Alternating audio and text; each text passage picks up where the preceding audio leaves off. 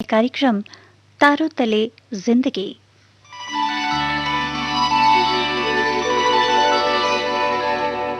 तारों तले जिंदगी इस सीरीज में हम आपके लिए लेकर आए हैं हिंदी साहित्य जगत की कुछ चर्चित कहानियों और उपन्यासों पर केंद्रित नाट्य वाचन।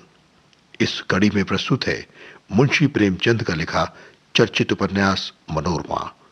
तो आइए सुनते हैं प्रसिद्ध उपन्यास मनोरमा का रेडियो नाट्य वाचन।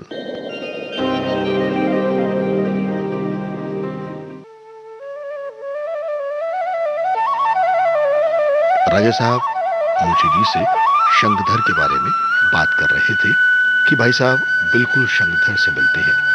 फोटो में अपने बड़े भाई को दिखाया तो मुझे कहने लगे कि ये तो शंखधर है, और बड़ा आश्चर्य राजा साहब को हुआ।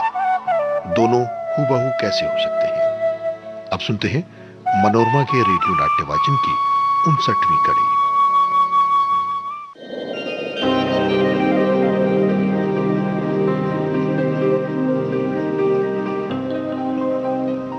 मुंशी जी बोले, अरे ईश्वर चाहेंगे तो सब कुशल होगा, घबराने की कोई बात नहीं है। अरे कभी कभी ऐसा होता है। राजा साहब उठ खड़े हुए और चलते चलते गंभीर भाव से बोले, अरे जो बात पूछने आया था वो तो भूल ही गया। आपने तो साधु संतों की बहुत सेवा की है। मरने के बाद जीव को किसी बात का दुख तो नहीं होता? मुंशी जी, सुना तो यही है कि होता है, और उससे अधिक होता है जितना जीवन में। राजा साहब, छोटी बात है, बिल्कुल छोटी। विश्वास नहीं आता? अरे उस लोग के दुख सुख और ही प्रकार के होंगे ना। मैं तो समझता हूं किसी बात की याद ही नहीं रहती होगी। मेरे बाद जो कुछ होता है वो तो होगा ही। आपसे बस इतना ही कहना है कि अहिल्या को ढांढस दीजिएगा। मनोरमा की तरफ से तो मैं निश्चिंत हूं, वो तो सभी दशाओं में संभल सकती है। अहिल्या उस वज्रघात को नहीं सह सकेगी। मुंशी जी ने भयभीत होकर राजा साहब का हाथ पकड़ लिया और सजल नेत्रों से बोले, आप इतने निराश क्यों होते हैं? ईश्वर पर भरोसा कीजिए, सब कुशल होगा। राजा साहब, क्या करूं? मेरा हृदय आपका सा नहीं है ना। शंखधर का मुंह देखकर मेरा खून ठंडा हो जाता है। वो मेरा नाती नहीं, शत्रु है। इससे तो कहीं अच्छा था कि निसंतान ही रहता। मुंशी जी, आज मुझे ऐसा मालूम हो रहा है कि निर्धन होकर मैं इससे कहीं सुखी होता। राजा साहब द्वार की ओर चले। मुंशी जी भी उनके साथ मोटर तक आए। शंका के मारे मुंह से शब्द नहीं निकलता था। दीन भाव से राजा साहब की ओर देख रहे थे, मानो प्राण की भिक्षा मांग रहे हों। राजा साहब ने मोटर पर बैठकर कहा, अब आप तकलीफ ना कीजिए, बस जो बात कही है उसका ध्यान रखिएगा। मुंशी जी मूर्तिवत खड़े रहे और मोटर चली गई। अभी राजा विशाल सिंह द्वार पर ही आकर खड़े ही थे कि अहिल्या ने विलाप करके कहा, हाय बेटा, तुम मुझे छोड़कर कहां चले गए? क्या इसीलिए मुझे आगरा से लाए थे? राजा साहब ने ये करुण विलाप सुना तो उनके पांव तले जमीन निकल गई। वो अपनी आंखों से जो कुछ न देखना चाहते थे वो देखना पड़ रहा था, और इतनी जल्द। अभी ही वो मुंशी वज्रधर के पास से लौटे थे। हाँ, कौन जानता था कि विधि इतनी जल्द सर्वनाश कर देगी। इससे पहले कि वो अपने जीवन का अंत कर दे, विधि ने उनकी आशाओं का अंत कर दिया। राजा साहब ने कमरे में जाकर शंखधर के मुख की ओर देखा। उनके जीवन का आधार निर्जीव पड़ा हुआ था। यही दृश्य आज से 50 वर्ष पहले उन्होंने देखा था। उनके मुख से विलाप का एक भी शब्द नहीं निकला। आंखों से आंसू की एक बूंद भी न गिरी। खड़े खड़े भूमि पर गिर पड़े और दम निकल गया। शंखधर के चले आने के बाद चक्रधर को संसार शून्य जान पड़ने लगा। सेवा का वो पहला उत्साह लुप्त हो गया। उसी सुंदर युवक की सूरत आंखों में नाचती रहती, उसी की बातें कानों में गूंजा करती। भोजन करने बैठते तो उसकी खाली जगह देखकर उनके मुंह में कौर धंसता ही नहीं।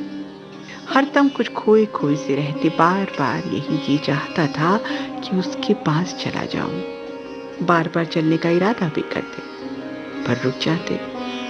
साईंगंज से जाने का अब उनका जी नहीं चाहता था। इतने दिनों तक वो एक जगह कभी नहीं रहे। शंखधर जिस कंबल पर सोता था, वो जरूर झाड़ फूंच कर तह बनाते। शंखधर अपनी खंजरी यहीं छोड़ गया है।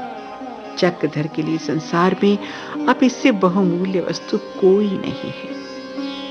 शंखधर की पुरानी धोती और फटे हुए कुर्ते को सिरहाने रखकर सोते।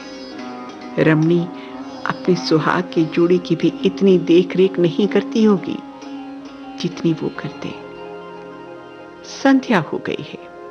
चक्रधर मंदिर के दालान में बैठे हुए चलने की तैयारी कर रहे हैं। अब यहां नहीं रहा जा सकता। उस देव कुमार को देखने के लिए आज वो बहुत विकल हो रहे हैं।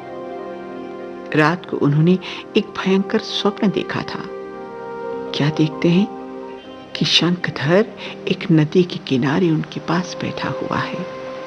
सहसा दूर से एक नाव आती हुई दिखाई देती है।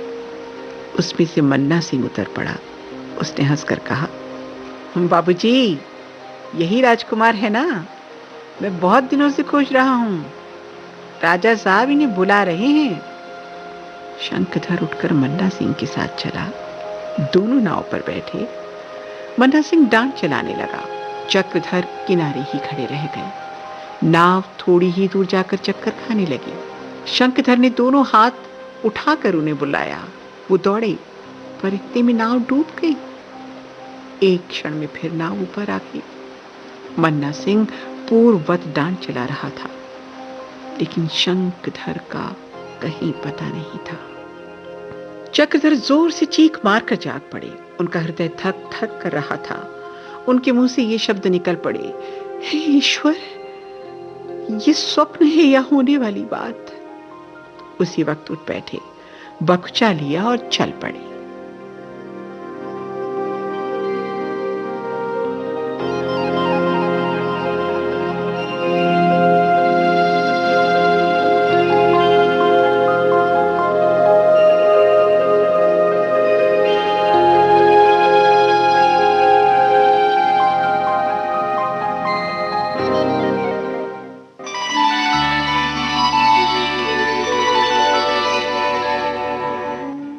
तारों तले जिंदगी क्रम में अभी आप सुन रहे थे मुंशी प्रेमचंद के लिखे उपन्यास मनोरमा का रेडियो नाट्य वाचन।